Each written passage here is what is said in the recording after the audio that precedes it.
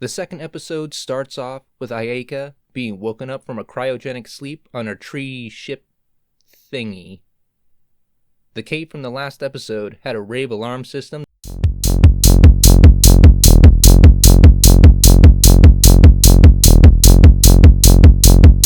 that notified Ayaka's ship, hence waking her ass up. Her log guardians inform her that Ryoko is awake and about, which Ayaka is psyched about until they inform her in about 5 seconds her criminal records will all be deleted according to the Statute of Limitations. As of this moment, the Statute of Limitations has taken effect, and Ryoko's Galaxy Wanted file has been destroyed. So Ryoko's space pirate crimes just disappeared right in front of Ayaka's face. Can you imagine waking up from cryosleep and expecting good news only to be handed that bowl of shit pups in the morning? Well, Ayaka gives no Fs and goes after her anyways, heading towards Tenchi's house on Earth. Back to Tenchi and Ryoko. Now, I want your balls, please. What? No way! They're mine and I'm gonna hang on to them. Oh, you numbskull! I mean the 3 jewels on your sword! Otherwise, I can't control Ryo-Oki. Ryoko is demanding that Tenchi give back her jewels that are on Tenchi's sword, but Tenchi knows better and says no. So Ryoko manhandles him and takes the sword anyways. They both find out together that Ryoko can't hold or even touch the sword at all. Tenchi got static shock as security insurance. The ruckus summons his father, Nobuyuki, which peeks in on Tenchi and thinks he brought a woman home. If I were his mother, I'd find some excuse to barge in, but as his father, it's my duty to respect his privacy. Damn, that's a chill dad. Nobuyuki bounces and leaves Tenchi to it. Ryoko tries the puppy dog eye tactic instead, and begs Tenchi until he kinda gives in. Tenchi wants to know who it is Ryoko is running from before giving anything back to her. As usual, Ryoko manipulates Tenchi by being intentionally vague while describing Ayaka, who in this case is nameless. She's so dangerous and mean, she'll fire at you without even giving you a teeny-weeny little chance to explain. Cut to Ayaka sneezing, then ordering her guardians to start the capture process upon arriving, and refrain from firing. Back in Tenchi's room, Tenchi just wants to settle matters peacefully, which Ryoko is like, nah. Tenchi doesn't want to fight, so Ryoko suggests running away. Now we see Nobuyuki record it. What the hell, Nobu? You were supposed to be chill!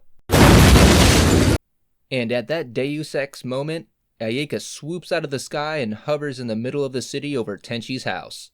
The ship shines its spotlights everywhere and blares Ryoko's name over the loudspeakers. Ryoko, come out! Ryoko phases through the house and scares the piss out of Nobuyuki, making him fall to the ground. So Ryoko goes back inside the house and doesn't come out. Ayaka then does the one thing she shouldn't do. Now Tenchi is sold on Ryoko's lie. Tenchi gives her a jewel shard, which she ain't too happy about, but Tenchi ain't no fool. She summons Ryo-Oki from a lake, which we learn is a living ship that meows. Adorable. Ryo-Oki shows up quickly and Ayaka now starts firing at Ryo-Oki over an underdeveloped planet's city. Catch my drift here, right? So Ryo-Oki beams up Tenchi and Ryoko and Nobuyuki as well as their entire house. They take off with Ayaka, hot on their trail, firing lasers at them. Ryoko gets a good shot in at Ayaka, then goes downhill from there. Ryo-Oki and Ryoko are disrupted by Jiraiyan tech, making them useless. Azaka and Tamadake show up and nom up Ryoko and Tenchi. Ugh. The next scene starts off with Ayaka acting like a mafia boss who just caught their underling stealing and is about to offer them a life or death deal. Ayaka starts questioning Ryoko, who remains silent and gives her a smart-ass smirk. Ayaka wasn't in no mood and tries to shock Ryoko, and we get this hilarious scene. Stop! You're tickling me! Enough! This seems to have an opposite effect on you. You're behaving like, what's that called? A masochist? Oh, yes, that's what they call it. Actually, little princess, I'm more of a sadist. Oh, my. Does that mean you like to... Never mind, that's completely unimportant. Ayeka asks Ryoko why Tenchi had her half-brother's sword. Wait, why half-brother? So weird. Ryoko tells her that the sword is Tenchi's now. Ayeka ignores her and asks where her brother is. Ryoko can't help but float and gloat and annoy Ayeka. Eventually, Ayeka has had enough, and we see Darth Ayeka. Ah! Stop, please! You can stop now! Holy sh**! Ryoko gives up and just tells her to go talk to Tenchi, which is also the sword's name. And when Ayeka couldn't look more intimidating, this happens. Princess Ayeka, it is time for bed. Later, I am busy. Now go away. I cannot allow that. The Queen has given me strict orders. Oh, very well. And take her off to jail. Bedtime, little girl. Sweet dreams.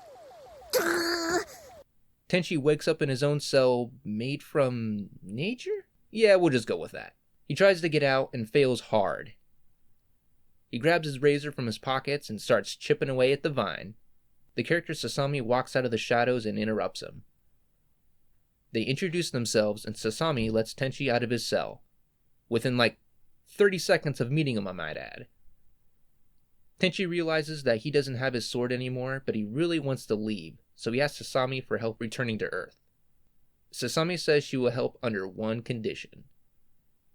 Cut to Ayeka getting ready for bed, watching a hologram of Yosho. My darling Ayeka, I must leave here tomorrow morning to do battle with a rampaging criminal.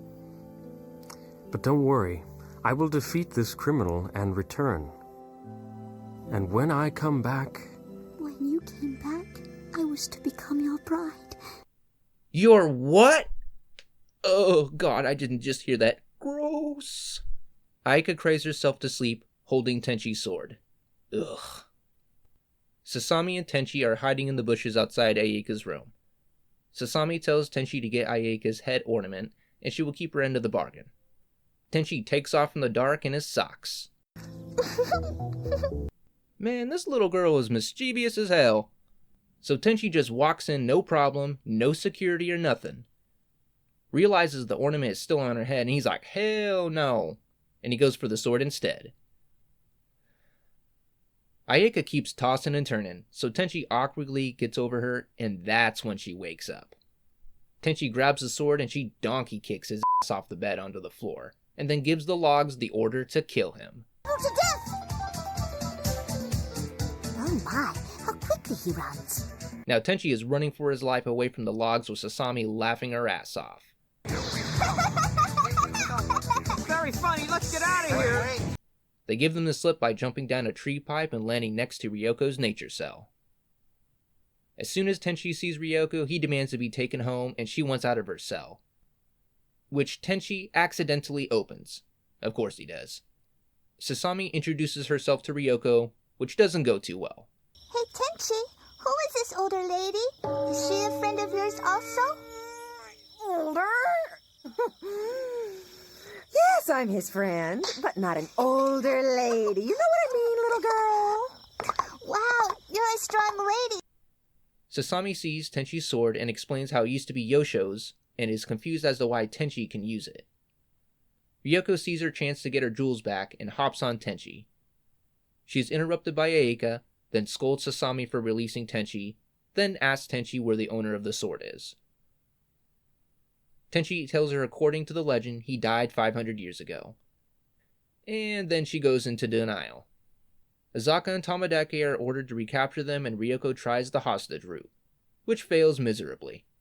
The logs go for Tenchi, which Sasami tries to help but Tenchi subconsciously uses his sword.